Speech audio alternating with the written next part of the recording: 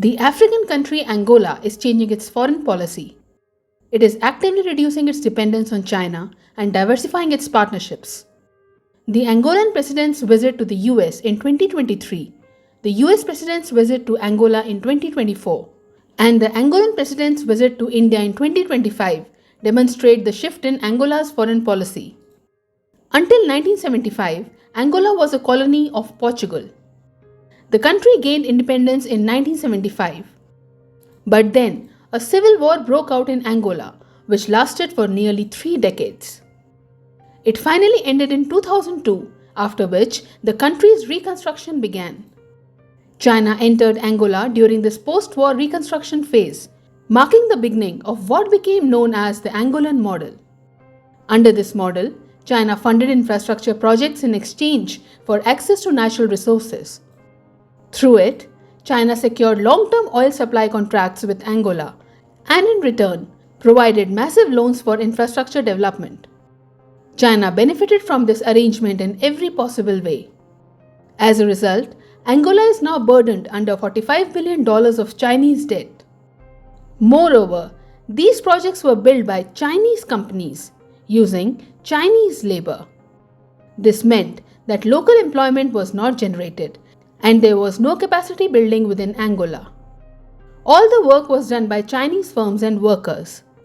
So, it would not be wrong to say that, like many other countries, Angola too fell victim to China's oil and debt diplomacy, broadly to its neo-colonial economic practices. That is why Angola now wants to reduce its over-reliance on China. Over the years, China's influence in Africa has increased significantly. China is the largest trading partner of the African continent. It particularly wants to expand its presence in Africa's resource corridors. Through its Belt and Road Initiative, China has made heavy investments in Africa. It has funded several railway, port, and energy projects because improving connectivity is essential for resource extraction. The Dakar port in Sudan, Tema port in Ghana, Zarzis port in Tunisia, and ports in Kenya and Tanzania are some examples. Everyone is also well aware of China's military ambitions. To establish maritime control, China wants to build military bases in the region. It already has a military base in Djibouti.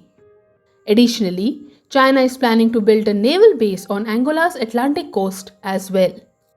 All in all, China wants to increase its strategic depth in the region.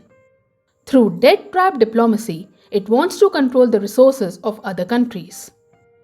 Many countries like Angola are beginning to understand this game and are taking necessary steps. Today, Angola is not only diversifying its external partnerships but also its economy. Over 90% of Angola's exports come from oil, and Angola wants to change that. That is why it is increasing investments in sectors like agriculture and mining. The country has significant growth potential in the agriculture and fisheries sectors, and now Angola wants to tap into this. During the Angolan president's visit to India, both countries signed agreements not only in the fields of medicine and culture but also in agriculture. Angola is known for its resource wealth. In addition to oil, natural gas, and diamonds, the country also has large deposits of copper, cobalt, and lithium. These critical minerals are extremely important for batteries and renewable energy. Today, countries around the world are competing for these minerals used in green technology. That is why Angola is also focusing on the mining sector. It wants to leverage its untapped deposits and become a valuable player in the global tech supply chain. In line with this goal, the Lobito corridor is being developed. This corridor will connect Angola's Lobito port to the mineral-rich regions of Zambia and the Democratic Republic of the Congo. Since Zambia and DRC are landlocked countries, the Lobito corridor will improve accessibility to their minerals and help secure a resilient supply chain for critical minerals like copper, cobalt, and lithium. The US is alarmed by China's growing military footprint in the region and its policy of making African countries economically dependent. The US-backed Lobito corridor is a response to this. The corridor is the flagship project of the G7's PGI initiative and is seen as a counter to China's Belt and Road Initiative. Angola wants to reduce its dependence on China, and in this regard, India can prove to be a reliable partner. India and Angola have completed 40 years of diplomatic relations. Both countries share a history of anti colonial solidarity, and they can come together against neo colonial economic practices. Angola is sending positive signals. For the first time in 4 decades, an Angolan head of state has visited India. Angola has also become the 123rd member of India's International Solar Alliance. India is actively expanding its engagement in the Indian Ocean region and beyond. It has extended a $200 million line of credit to Angola for defense procurement. By doing this, India has indicated its intention to play an important role as a security partner in the region.